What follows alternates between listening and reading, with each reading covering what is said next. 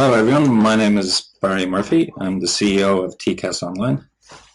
Thank you for joining me today to explore the factors that can and do affect your occupancy rates in your student accommodation facilities. Firstly, a little bit about TCAS Online. We provide cloud-based hosted platform for the management of student accommodation facilities. We've been doing this for quite a while now and believe we understand some of the dynamic factors which influence the behavior of students when applying for student accommodation. Let's get started. The topic today is how to increase occupancy rates, and during the course of the next 20 minutes to a half an hour, we'll be looking at some ways of exploring some of the various factors that influence overall occupancy rates for a student accommodation provider. Our key message is that occupancy rates are dependent upon a number of key interdependent processes, not only one. And that's a very important point. It isn't just one thing which you hear today that will contribute to increasing occupancy rates, but it's the combination and the interaction of all processes. Before we get into some of that, let's just look at who is interested in increasing occupancy rates. I suppose there are many different perspectives when it comes to measuring the performance of a student accommodation asset class.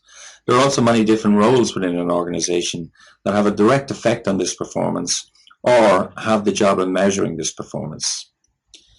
In the context of student accommodation and occupancy rates, there are three main job functions that we should consider. These are the accommodation managers. These are the guys on the ground, the people whose job it is to fill beds and keep residents happy during their stay.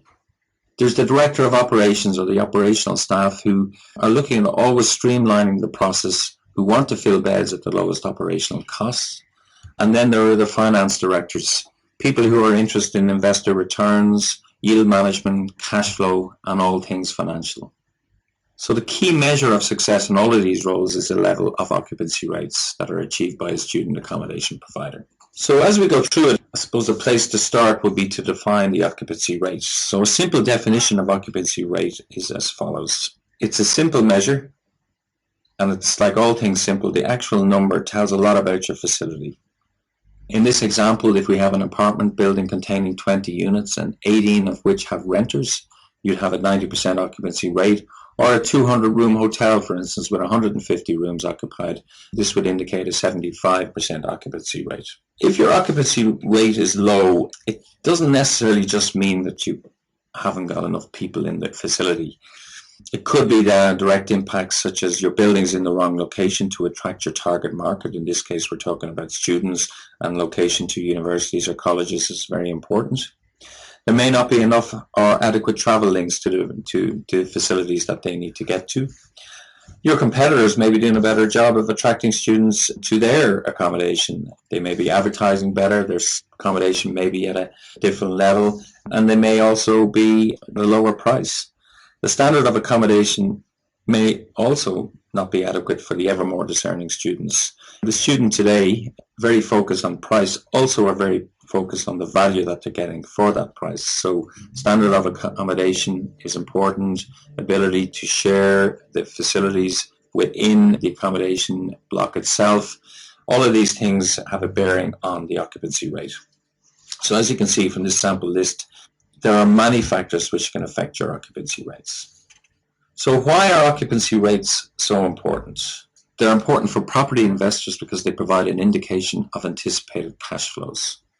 A potential student accommodation investor to buy a building is really going to shy away from someone that can only indicate a 60% occupancy rate over a period of time. Basically, this means that for some reason 40% of the rooms are not selling, and there has to be a reason for that. Also, an important measure for year-on-year comparative purposes. And again, showing year-on-year growth in terms of occupancy rates can show a high level of operational efficiency and streamlined processes. And it gives a very good way of measuring the performance of operators taking on new buildings if investors are using third-party operators to manage their facilities. We should never look at occupancy rates in isolation. There are other typical KPIs that you would look at in conjunction with occupancy rates, Some of these are listed here. Some of these are relevant for property managers, some relevant to investors. And all of these will give a very good indication as to the performance of the asset class within the industry. And again, I'm sure you're quite familiar with some of these. In terms of that background, let's look at the processes that affect occupancy rates. In our minds, occupancy rates are determined very much by the sales process, and it is really a sales and marketing function that all of you are involved in terms of attracting students to your sites, giving them the information they need, and then enabling them to apply in a fashion that suits their needs. So we call the first part of this is the prospecting. We've broken it down into, I suppose, a typical pipeline management perspective, where we have prospecting, lead generation, and heads on beds. And again, that's really the final conversion piece. And all of these combine to ultimately giving you your occupancy rate for a particular period of time. So if we look at the prospecting and drill into that, certain elements that come from that, we can see, and I'm sure we've heard the words of SEO, and SEO is our search engine optimization. This is really important where students are looking for, as an example, student accommodation in London or in a particular district of London or near London. Having your SEO optimized so that you appear on the first page gives you a distinct advantage over some of your competitors. So spending time and effort in ensuring that you obey the SEO rules, you understand how Google works or the search engine works, then that's going to give you a lot of advantage and a head start.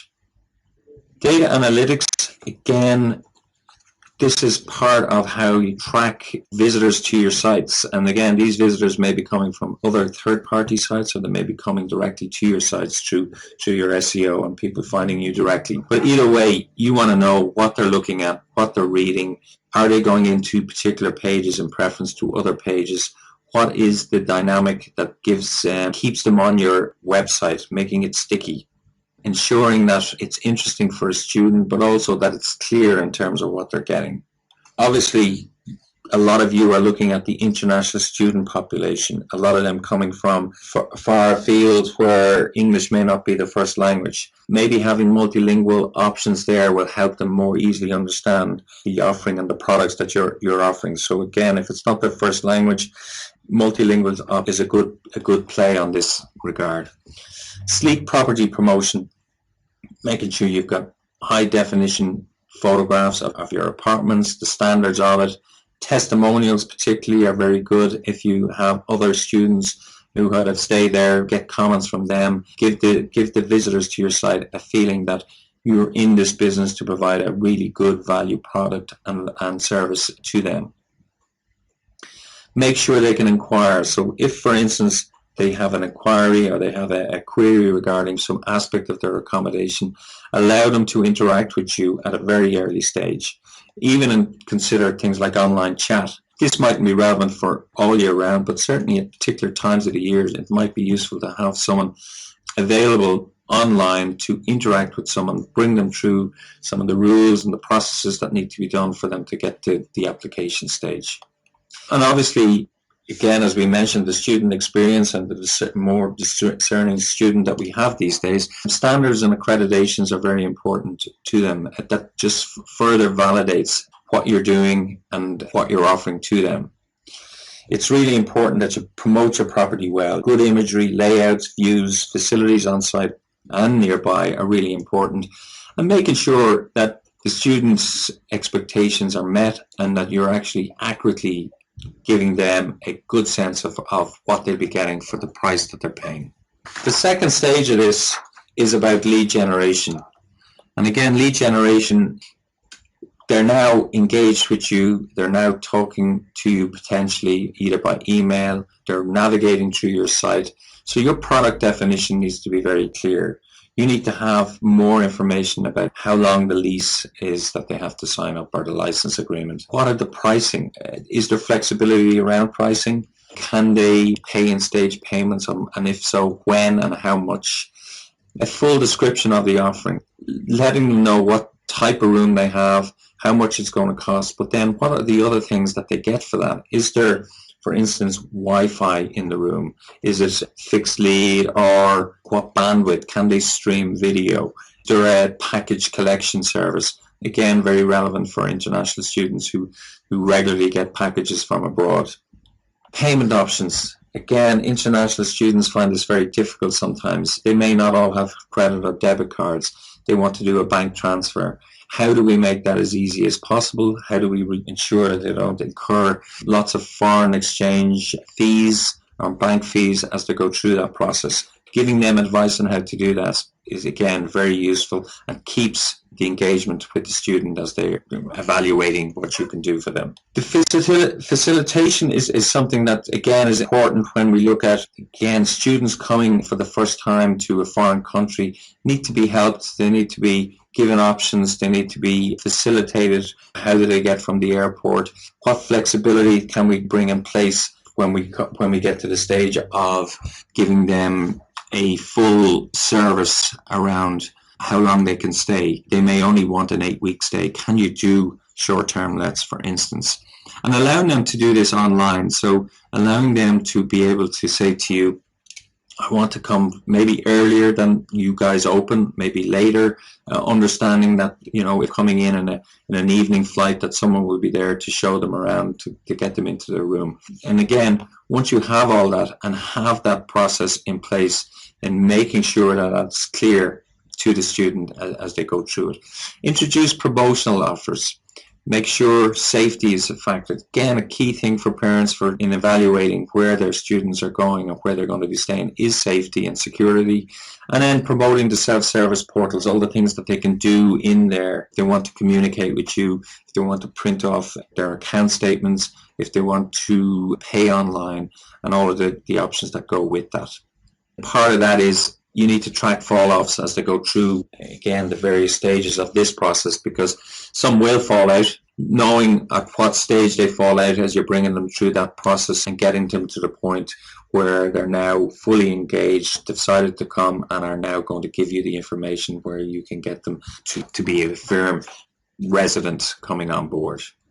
Another factor which is coming more into play, again, around this stage of the process is opening earlier. Typically, we've seen over the last number of years that facilities are opening earlier and earlier. So for the academic year 14-15, we're seeing people opening up for applications in November, December 2013. Remember, students who are thinking of coming and staying, either coming from another country or even from another regional area, know that they're going to be doing this very early in their cycle. So as they're finishing second level school, or if they're finishing an undergrad and want to do a postgrad, they know this well in advance. And one of the things they want to get out of the way is the accommodation. Where am I going to stay in relation to whatever college they're thinking to go to? So opening up as early as possible and having the ability to do that is key.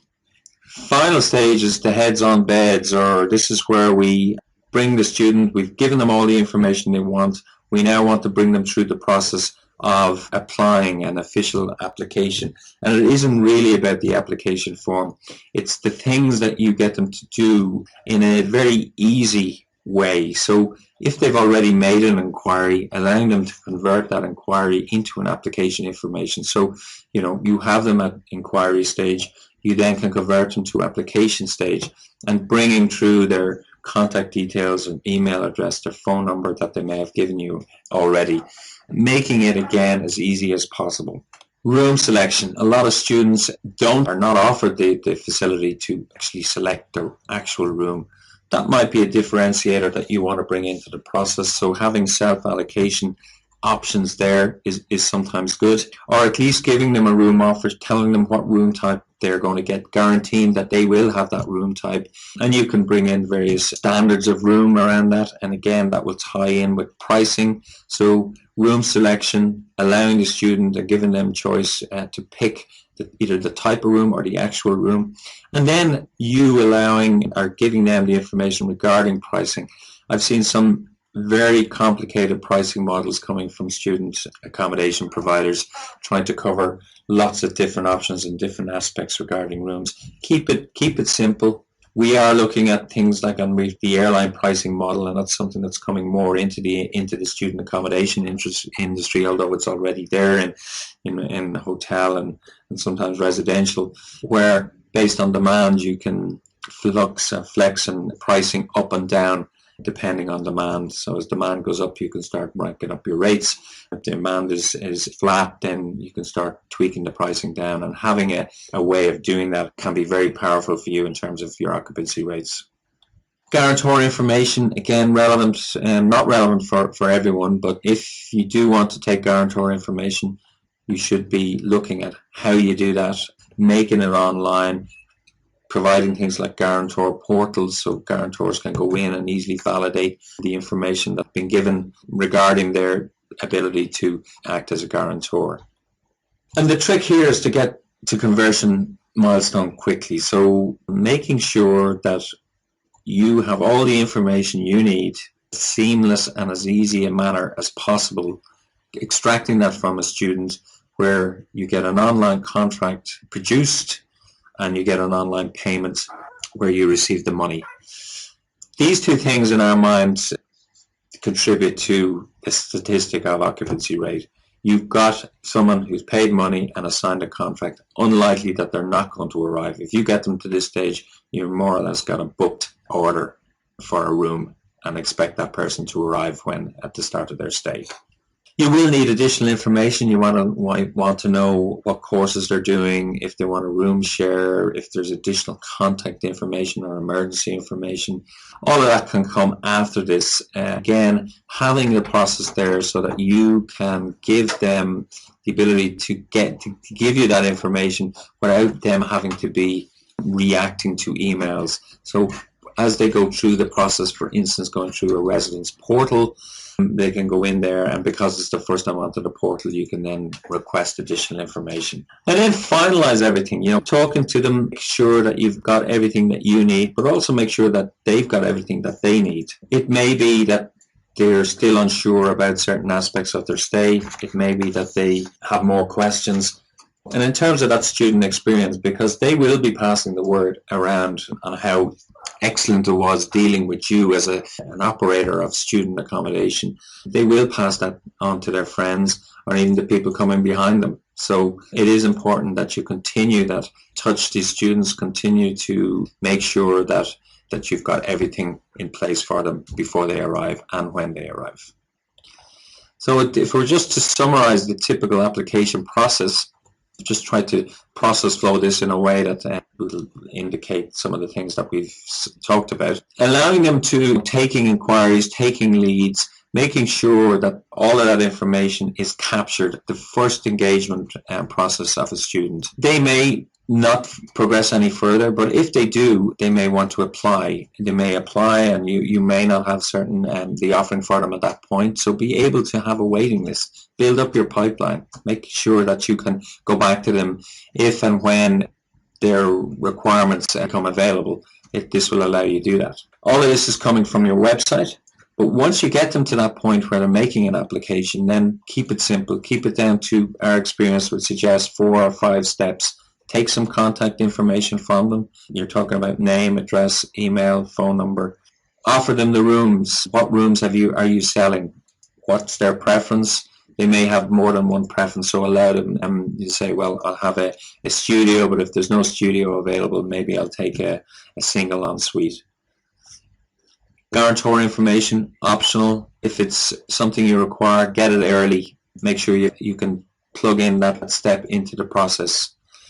And they're the 3 elements you really need to get to the next 2 pieces, which is producing an online contract and allowing them to pay online. As I mentioned previously, they're the 2 measures that we have that says, right, we know this person is coming. You can put them in as booked. They can contribute to your occupancy rate as you calculate it. And then using portals and technology and self-service capability, then everything then can flow from that. So additional information required. You may even want to introduce things like online shops, things like bedding packs, catering packs, etc. All of this can be done. This student has been led into this process of terms of the online world, and then you can exploit that and really use that as a platform for providing an excellent service. To summarize our key messages here, key, you understand your customer. What are they looking for? It isn't just a bed. It is about the standard of the accommodation. It is about the other ancillary services that go around that. It is about security, safety, location. So make sure you understand what they're looking for before you even go down this road. Make sure you can be found online. Everybody, and particularly students, do everything on the internet. But don't lose the people part of this. Make sure you've got people they can talk to. We all know the frustrations with some airlines when we want to talk to someone and all we get is a messaging service or referring back to the website. It really is frustrating and it makes you want to move to someone else. Yeah, it has to be simple, easy and fast. If you put a cumbersome process in place, you're going to lose your business to your competitors. Your prospects are going to go somewhere else. They're going to look for the easiest way to do this. They don't want to be spending lots and lots of time and interaction back and forth with your staff. If it isn't easy, they will go somewhere else. Give choice, options and information. It's very important that the student has choice. Some of them will be driven by budget. Some of them will be driven by the standard of the accommodation. Some of them will be driven by the length of their stay. Some of them will be just driven by, where have my friends gone and that suit me. As we know, students have never been more demanding when it comes to where they stay. They're paying lots of money now for education. They will pay for accommodation, but they will expect a certain standard, and you need to make sure that you're giving that to them. And finally, make sure you have a technical platform that supports these processes. And I guess that's sort of where we come in. You can't really do it without a technology platform that's flexible, easily deployed, and simple to use for the student and your staff. Your customers have to interact with you in a platform and a process that works not only for them but also for you. So there is the requirement that while you have to make it easy for your students, you also have to ensure that you tick all the boxes for your operational processes and that you have all the information you need, because when you're managing a facility of many hundreds or even many thousands of beds, the process has to be supportive of the business in such a way that you are very clear of who's coming, when they're coming, how much they're going to pay, what room they're going to go into, have they signed a lease agreement, are we covered from insurance purposes. All of those factors need to come into play, and you need something to be able to help you with that. So that's the end of our webinar today. Thank you very much for your attention. Our contact details are on your screen. If you would like any further information, please contact us. We'll be making this webinar available on our website shortly, so it's there for you to review again at any point in time. Many thanks.